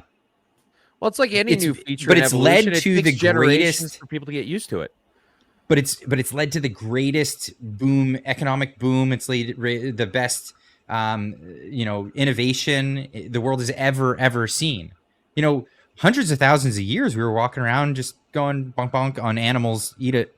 That was it. We were tribes, you know, and then we had societies. What happened when we organized ourselves to have free societies? Why the giant explosion? And of course, the propensity is because we're animals. We're animals. We're living in a 2.0 society, but we're still, you know, beta version. Well, I mean, infrastructure. Both of your points make sense. I mean, given what happened with the lockdown and the whole thing with the convoy and how they just completely decimated the Charter of Rights throughout the last 4 years, you both make a very good point that the veneer of democracy is there, but all the characteristics of an authoritarian regime are underlying this. But they always will be. That's the thing. Liberty I didn't feel it. I'll be honest. I didn't feel it under Harper. I mean, we need government. but I didn't feel like they were coming after me. I didn't feel like they were telling me what, I should say, what I shouldn't do. But Maybe that's not I mean, that doesn't take away the fact that they weren't. They were better at fiscal policies, but they were passing things like the TPP, the Trans-Pacific Partnership. There was all kinds of back deals that weren't great but they for weren't all coming of into us. my life. But that's the point. I get that. But so they stepped over the line, and it woke people up. Yeah, that's absolutely Alberta. true. I mean, as much as the Conservatives love to pretend like they're all for Alberta, you look at all of the amendments. I think it was like 8 or 12 different times that they amended what was Section 52 of the what bill was that? Anyway, but Section 52 was that dealt with pipelines over 40 kilometers or ones that went over provincial or federal boundaries. And despite amending that dozens of times or a dozen times, they actually still had that provision in there that said that in fancy parliamentary wording, the prime minister had final veto power over the recommendation that the appeal process came out with, which was why Trudeau was still able to use this rule that the Conservatives left on the books to cancel the Northern Gateway pipeline.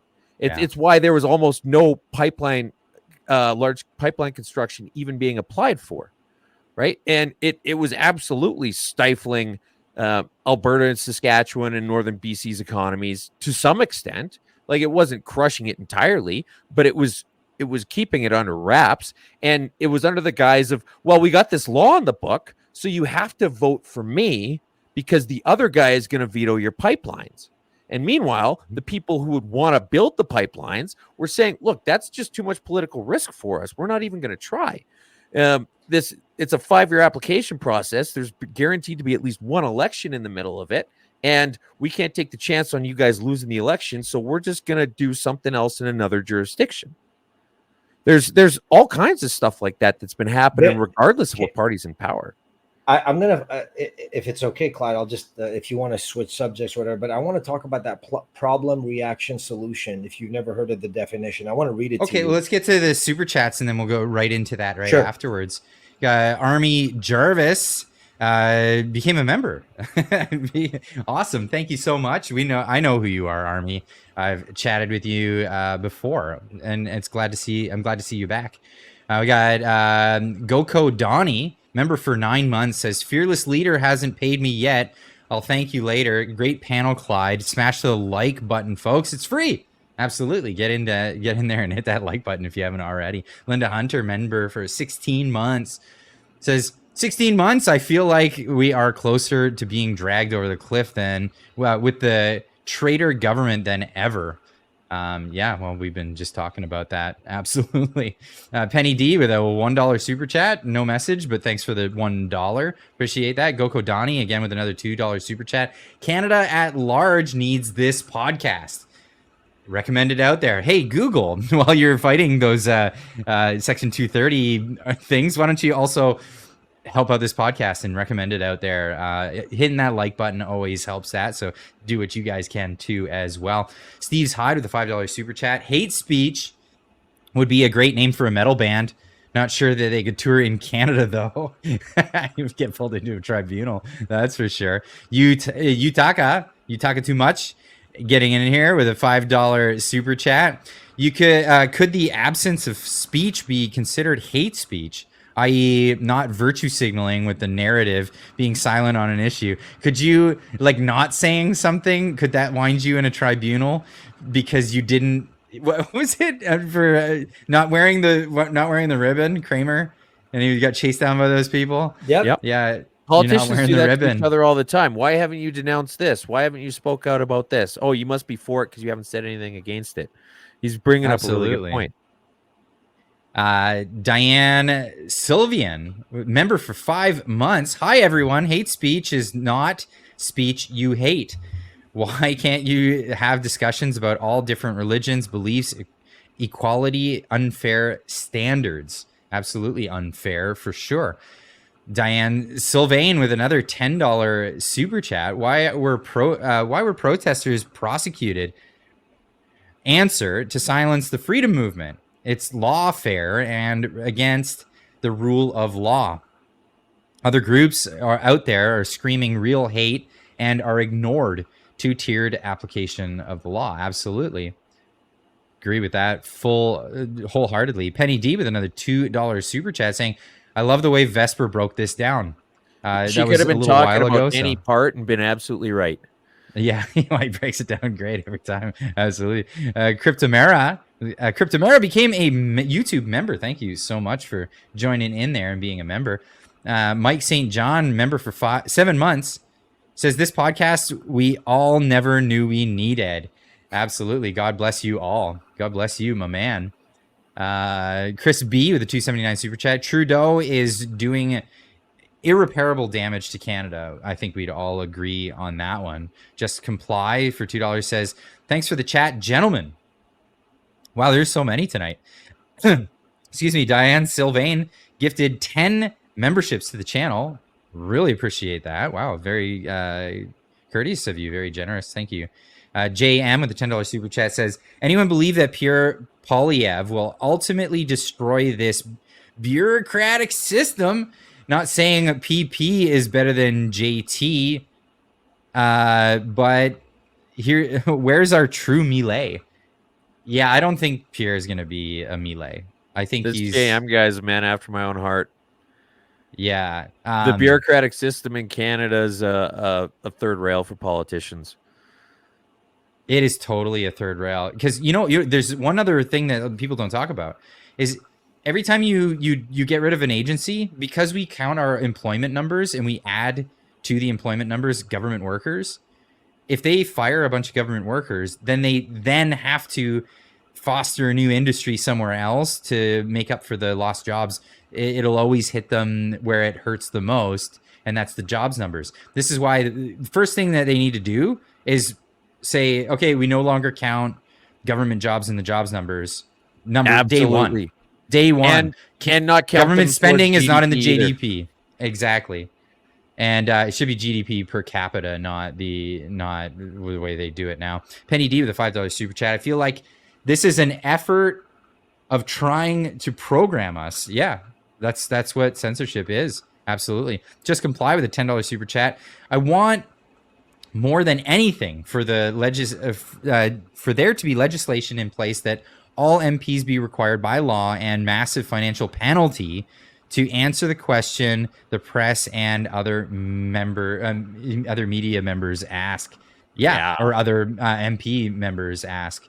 Yeah, that should definitely be a thing. And Winiska with a $20 super sticker. Really appreciate that. Thank you so much. Wow.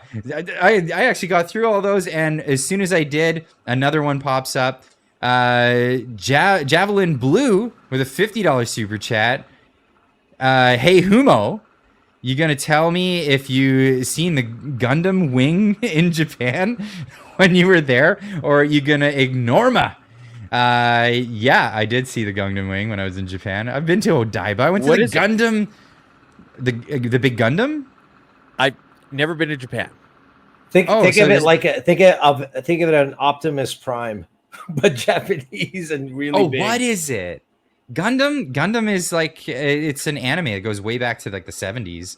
Okay. And it's these characters, and they get into these big mech suits, and the big mech suits they fight. Cool. It's like some of the first of that. Like it's Voltron not the very kind of first thing? Or like, do they combine, or is it more like what Vesper was saying, where like individual sort of transformers sort of? Yeah, it's like mech suits and all that. Yeah. It goes way back. And I've been to the museum. I'm not like an Uber fan of it, but dude, the only thing the West invented was a 6-shooter. That's the only thing that was invented in the West. I don't know. I'm just kidding. I like. We also invented a lot of corruption. We did it. Well, we didn't invent corruption. We just imported it from other places, and we've done it so well. From our country. Wonder Bra is a Canadian invention. Really? So, that is true. Yeah. That is true. Anybody listening internationally, you're welcome. Even though I had nothing. I always thought it was German. They just changed the name. You know the original name? Wunderbra. No, it was Dash is stopping for flopping. All right. Anyway, we're moving on. Okay, what's the? Well, I wanted to share this because you guys already know it, but there is an actual name that it is coined after, and it's called Problem Reaction Solution. It's the theory that suggests that individuals or entities in positions of power may deliberately create or manipulate a problem or crisis, amplify public fear or concern about the issue, and then offer the pre-planned solution that advances their own agenda or goals. This strategy is sometimes attributed to the idea of a false flag operation or other forms of manipulation to control public opinion and behavior. So it's interesting, everything we've been going through, and there's a lot more that I could posit, but actually has a term that we use in marketing. And I didn't know this till I was talking to one of my strategic designer friends out in Sweden. And he said, this is a term that is used. It's just very antiquated and it's been resurfacing more. So look it up. Problem, reaction, solution is a marketing term. And it is a concept term overall. You could use it to not just marketing, anything, where you engineer a problem to create your own ends. And we're looking at it happening in real time. None of us can keep up with all the scandals that are going on, with all the problems that keep surfacing. None of us can keep up long enough to see, like, okay, why is our legislation so broken that it cannot, on one major scandal, literally stop this government and say, we want you out? We don't have term limits. This guy's been in power for 9 years. And all they've been doing is generating and fomenting this kind of problem, reaction, solution kind of innuendo. And none of us even, that's the problem with it. Canadians were too nice. They didn't think that their government could be this evil. That's the problem. No. Well, I did. The guy's from fucking Quebec. Oh, man, the chat's going to explode now. I know that. Maybe I already I'm never allowed back after this. I already get enough because people. I get it Quebec. So much. I can't. I'm from Quebec, and that's the issue. Is no matter what you say, we're talking on a federal level. The Westerners just complain. You Westerners just complain, and rightfully so, that you pay basically the bill for all of Canada. But the problem is that I was isolated from a lot of things in the West. Like in other words, just as I was isolated from a lot of what happened there. Pre-Trudeau, Alberta, I must have visited like 2-3 times, Manitoba once, BC, but I wasn't really keen on the culture and everything like that. And I'd come back to the city. When Trudeau and the federal government engaged in what they engaged in, didn't you notice how Easterners and Westerners, like in hundreds of years, started to agree? Like they actually got together. You saw people from Ottawa, Quebec, join people from Alberta, BC, everybody at the Freedom Convoy. Yeah, it literally like joined they us. had to stop that. They had to get in there and make a division. So that division again. This is the whole issue. Is you're right. Quebec is corrupt, but I didn't ever think it would be like on a federal level like this. I just never thought it would, and this is what I think troubled me. I mean, you guys don't have language laws in Alberta. We've normalized it for us in Quebec. But what happens when the federal government begins to say this is where I get in trouble, because I'll every time I bring up language laws, I give my libertarian perspective, and I think that they're abhorrent. Just language laws in general are abhorrent. It's egregious. It's called linguistic fascism. Yeah. If you need laws in place to make sure that people are still using your language, maybe it sucks. No, they're trying to preserve their culture, and I understand, but you can't legislate forcing people. Yeah, that's it's not like gonna me work. making a law in my marriage. You cannot divorce me, and if you're going to be with me, you have to cook for me, you have to clean for me, and you have to do it this way, not this way. Like you can't do How's that. Esperanto doing? Isn't your guys' marriages like that already? Good job. Good job. What is this? Yeah. No. I'd be dead. I wouldn't exist. I wouldn't be on a channel. I wouldn't be on X. So here's the thing. Like Quebec's language laws would bother me a lot less if they were only in Quebec. Yeah. But because language laws extend across Canada and it goes into packaging, it goes into now you're in the realm of trade between, and I live in southwestern British Columbia. And I want to trade with people in Washington, and they're like, I'd love to send it to you, but we can't comply with your stupid laws and packaging. So we won't send it to you. A suggestion I once made in college was, if you're so keen on keeping your language, build the biggest museum in Quebec. Anyone that wants to learn can go. but don't force I it love on how you people. frame it like a museum and not a learning center. It's just a place where you see things that are dead. Yeah. Well, I mean, You've been hanging I don't out. know if you You've guys, been hanging out with me too long, bro. You're starting to read between the lines. I'm getting scared. I don't know if you guys have ever Like read stuff anything that Bill Quebecois, Price. you know, tell you stuff like. I'm gonna get slaughtered in the comments. Oh man, so I do every love, time. I love Quebec. It's just it's. I look again. It's not about provincial.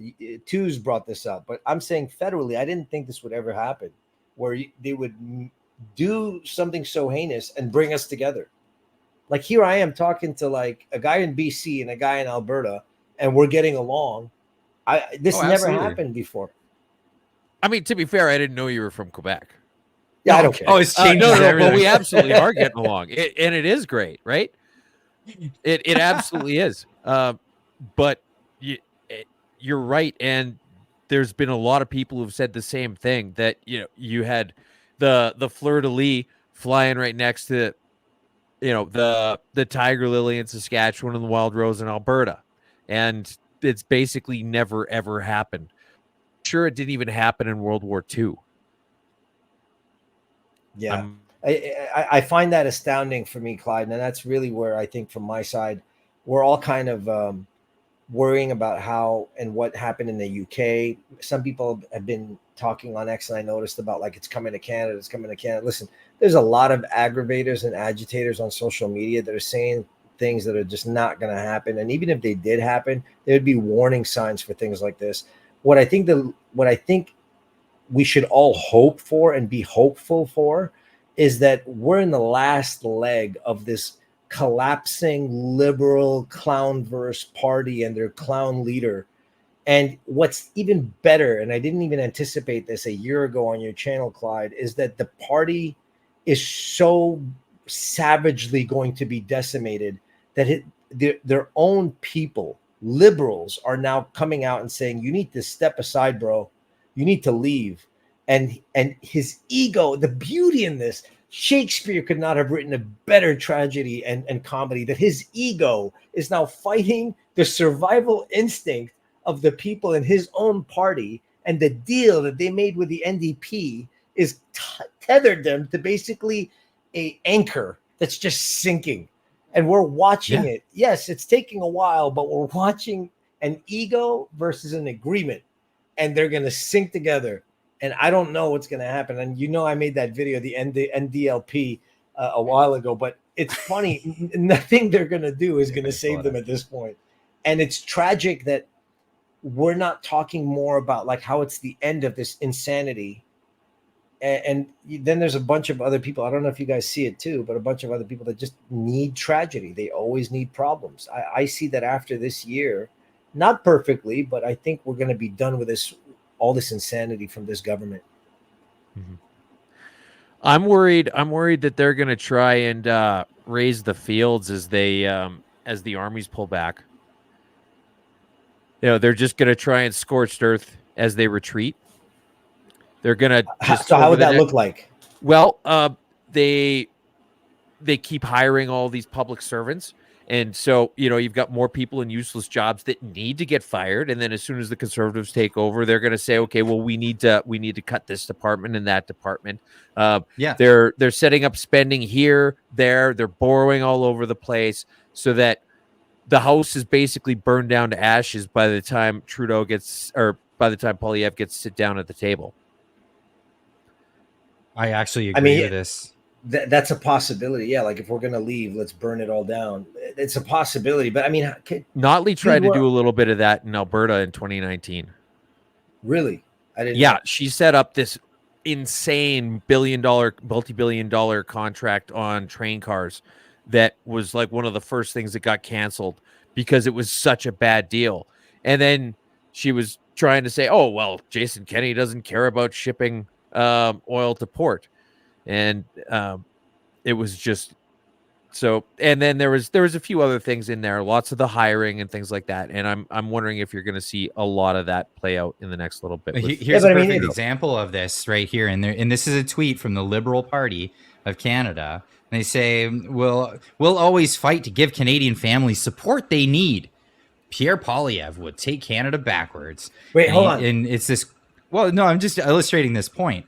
So he says, my future government will do exactly the opposite of Trudeau on almost every issue. That's Pierre Poilievre. And then here they come in and they say, real progress to deliver support for families. The Canadian Child Tax, benefit. It's not a tax benefit. Sorry. Canadian Child Benefit has lifted a bunch of people out of poverty. $10 a day daycare, more money, like payola stuff. Introducing National School Food Program, payola. Delivering dental care for kids and uninsured adults, payola. Like these are all payola scams. And they're like, guess what? All those things that we gave you, they're going to take it away. Look, you're going to be impoverished. Even if you get to keep more of your own money because they get rid of taxes, people see this, and that's a ploy. It's a total ploy. You know what I love is I sent you a post, an X post. Can you see that X post that I just sent you? This is really the issue for me. And we've talked about it, but I want to share this with people because I'm not going to be able to stay too much longer, but I want people to visit and take all these things that I create and use them, steal them. Don't even give me credit, just use them. But I had written, in case anyone is looking to find out how the Liberal Party and Justin Trudeau helped Canadians over the past 9 years, here you go. Thank you, Prime Minister, for spending $630 billion for COVID and doubling the national debt in just 1 year. Thanks a lot. And then you look at the housing. Look at that. That's no insane. one talks about this. 112% rise from 2015, and we're still at 77%. And if you look at the trend between 2017 and 19, that means that that's going to stay at that rate. That's not declining. So if it does decline, which people are saying interest, this is how he's helped us. He's printed so much money, mismanaged so much money that this is just a benchmark for me. It's not even the main thing, but everything that we've gone through. Look at what he's saying about Poilievre. We're going to go backwards. You know what? Looking at this graph, yeah, let's go backwards. We kind of need it. Well, basically on everything. If I could share a little bit from my personal life here, I just sold a rental property that was in Calgary. I don't live there anymore, but I still had a rental property there up until just last week. I just closed it. And so I had it appraised when it became a rental at $275. I sold it for $385, and $275 in 2013 dollars works out to $200 or $355 in present day dollars. So almost all of the capital gains was just inflation. It was quantitative easing. So it eroded the value of the dollar of my investment, and then I was taxed on how much it eroded. Yeah, how much you lost. You were taxed on your losses, essentially. Yes. And there's That's ton brutal. of and right now, if we're talking like just housing, there's panic selling happening all over the place because they're anticipating that they're going to lose a lot more money on their return because of what it was valued at. And as it keeps dropping, that they're just going to miss opportunities. And the range is something I read about $200,000 in losses on the average household for what they could have earned at peak. So in my mind, I'm like, this guy is just, there's this channel that says Canada is becoming very quickly a renter nation. Mm-hmm. So this is what Trudeau is saying. Toronto real estate price fall further. Most inventory since 2008. Wow. Weren't expecting that. No. Yeah. Wow. Vancouver's in the same boat. So this is the backwards that Trudeau's talking about? Like this is going backwards? This is crazy because this is going to continue, and it's like in a crashing market, the first things that are going to crash are the highest price things. Everyone's going to hang on to the things in the burbs and stuff that went up after the cities went up. If the cities are sitting there with giant inventories because nobody wants to buy there. If they're buying, they are buying out in the outskirts, right? But that's even slowing down. It's crazy. And that's despite interest rates coming down. And they're only coming down in really tiny margins, but realtors are really trying to pull a fast one on people. Like it's not good. Yeah, and apparently in Toronto there's a bunch of condos that are coming to market, but they're not going to get sold because there's just not enough liquidity in the market for people to buy. entire projects are being like canceled right now. They're Yeah. being put on like canceled entirely. So all this Burnaby 10 and day, stuff. all this payola stuff that you said, which is completely true, by the way. The real issue in all this is not housing, this is per se, but it's the amount of liquidity that's in the population that's circulating. Supply and demand has been completely, I don't want to use the word decimated. Like you've literally supplied, or not even supplied.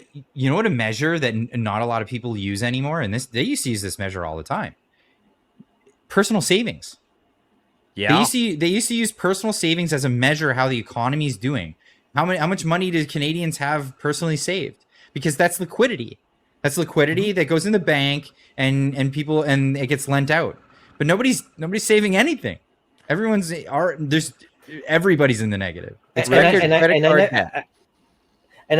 two's question on this. Yeah. I went with a friend to the bank to go check out lines of credit and just talk to them about it. Not that we're looking for it, but I was asking them questions and they're like, it's at 12 to 14% in Quebec.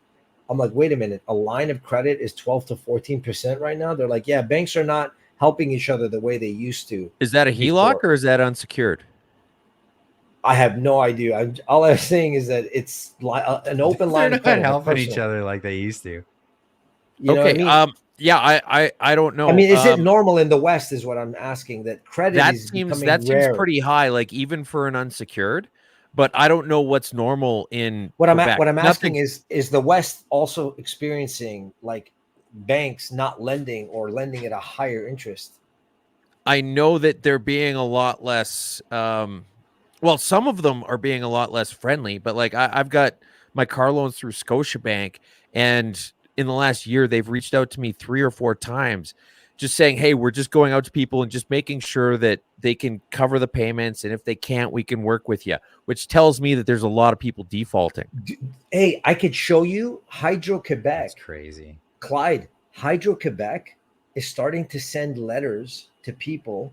If you're literally, I've never been late on a bill. We were on a vacation. We came back. It was one day after like their cycle, the 30-day cycle. They sent a letter. If you're having trouble paying this because we know everyone's experiencing trouble in a financial situation, call this toll-free hotline for us to. I'm like, dude, how bad is it that you got to make payments? You got to make monthly payments on a monthly bill. Like, wow, this is what has happened. You'll never get out of that.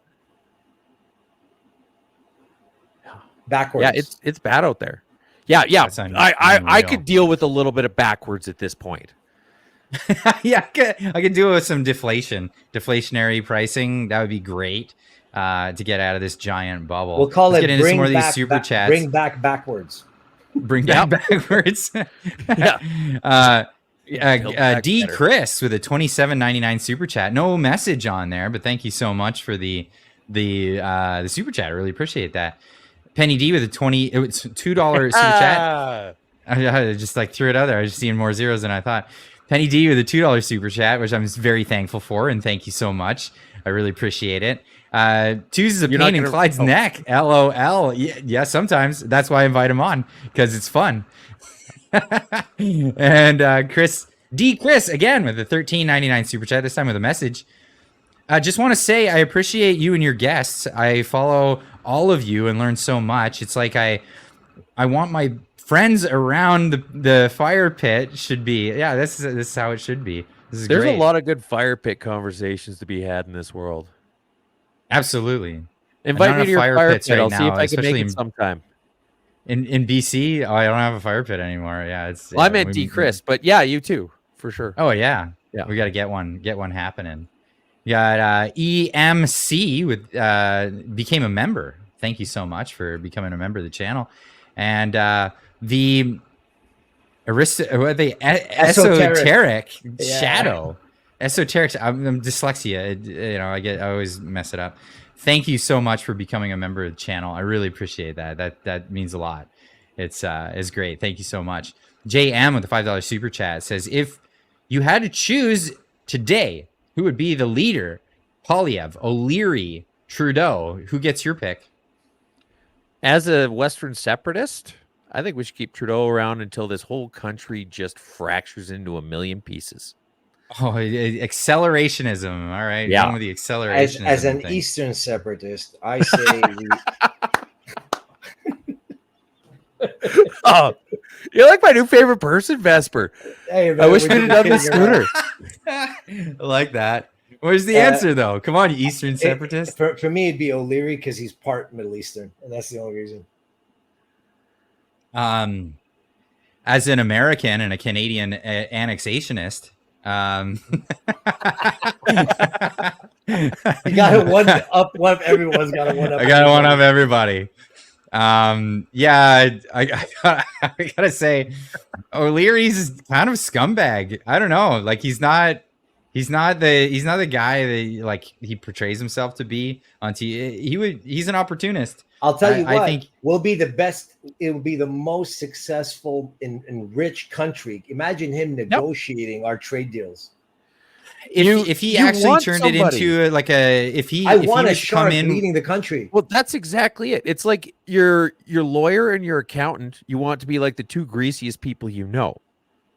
And if you've got somebody who's a borderline slimeball, top of the food chain businessman, put him in charge of your country and get everybody rich.